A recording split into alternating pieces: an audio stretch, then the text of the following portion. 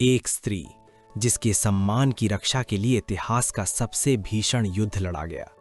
एक नारी जिसे अयोनिजा कहा गया क्योंकि उसने मां के गर्भ से नहीं बल्कि धधकती हुई यज्ञ की अग्नि से जन्म लिया था।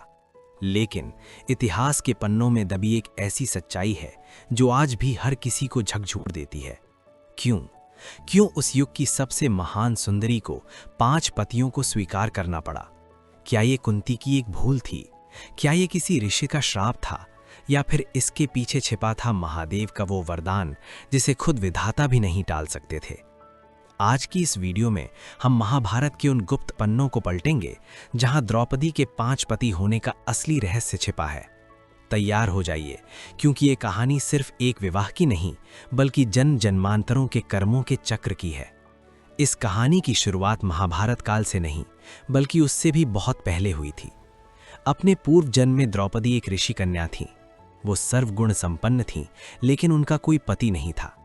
अपने अकेलेपन को दूर करने और एक योग्य पति की प्राप्ति के लिए उन्होंने देवाधिदेव महादेव की घोर तपस्या शुरू की। वर्षों की तपस्या के बाद जब महादेव प्रसन्न हुए तो उन्होंने कन्या से वरदान मांगने को कहा। कन्या इतनी व्याकुल थी कि उसने उत्साह में आकर एक ही वरदान को 5 बार दोहरा दिया।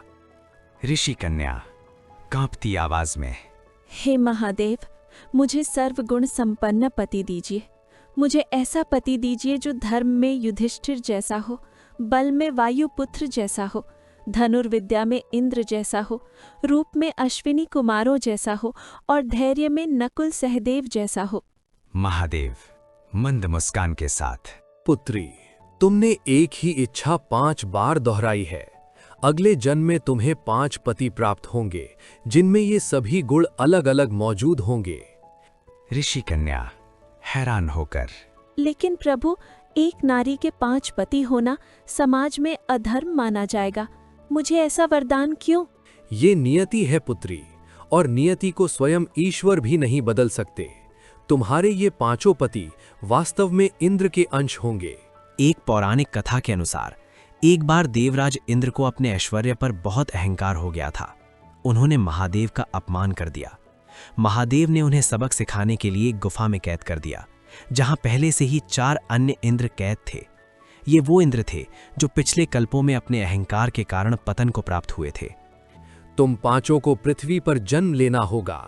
तुम 5 एक ही स्त्री के पति बनोगे और अधर्म का नाश करोगे। वो स्त्री साक्षात स्वर्ग लक्ष्मी द्रौपदी का अवतार होगी।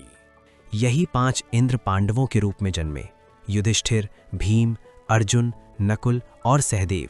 ये 5 अलग अलग शरीर जरूर थे, लेकिन इनकी आत्मा और इनका स्रोत एक ही था। राजा द्रुपद ने द्रोणाचार्य से बदला लेने के लिए एक ऐसे पुत्र की कामना की जो उनका वध कर सके, लेकिन नियति ने उन्हें एक ऐसी पुत्री भी दी जिसने पूरे कुरुवंश का इतिहास बदल दिया। द्रौपदी के जन्म के समय आकाशवाणी हुई थी कि ये कन्या कौरवों के विनाश का कारण बनेगी। अर्जुन ने लक्ष्य भेद कर द्रौपदी को जीत लिया, लेकिन असली परीक्षा भी बाकी थी। जब अर्जुन अपने भाइयों के साथ घर पहुंचे तो उन्होंने बाहर से ही अपनी माता कुंती को पुकारा। अर्जुन, माते, देखो हम क्या लाए हैं। जो भी लाए हो 5 भाई आपस में बांट लो। कुंती के शब्द पत्थर की लकीर थे। उस युग में माता का वचन धर्म माना जाता था।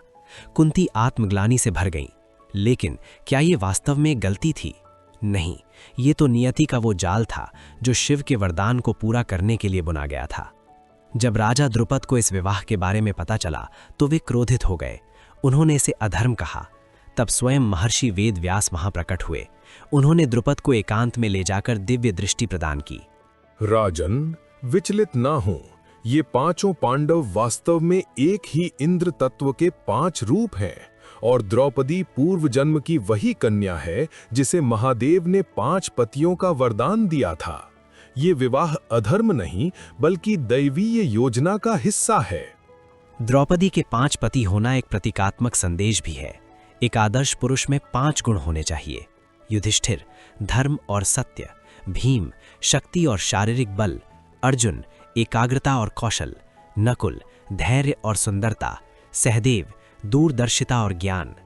सृष्टि के इतिहास में कोई भी एक मनुष्य इन 5 गुणों में पूर्ण नहीं हो सकता, इसलिए द्रौपदी के 5 पतियों से विवाह इस बात का प्रतीक है कि एक पूर्ण जीवन के लिए इन 5 तत्वों का संतुलन आवश्यक है। तो ये थी द्रौपदी के 5 पतियों के पीछे की वो कहानी जो सिर्फ एक संयोग नहीं बल्कि महादेव के वरदान, माता कुंती के वचन और इंद्र के अहंकार का परिणाम थी। द्रौपदी ने इस नियति को न केवल स्वीकार किया बल्कि 5 पतियों की शक्ति बनकर अधर्म के विरुद्ध खड़े होने का साहस भी दिखाया। इतिहास उन्हें केवल पांचाली के नाम से ही नहीं बल्कि उस अग्निपुत्री के रूप में याद रखता है जिसने समाज के नियमों से ऊपर उठकर धर्म की नई परिभाषा लिखी। अगर आपको ये कहानी पसंद आई तो इस वीडियो को लाइक करें और कमेंट में बताएं क्या द्रौपदी के साथ जो हुआ सही था। मिलते हैं अगली वीडियो में।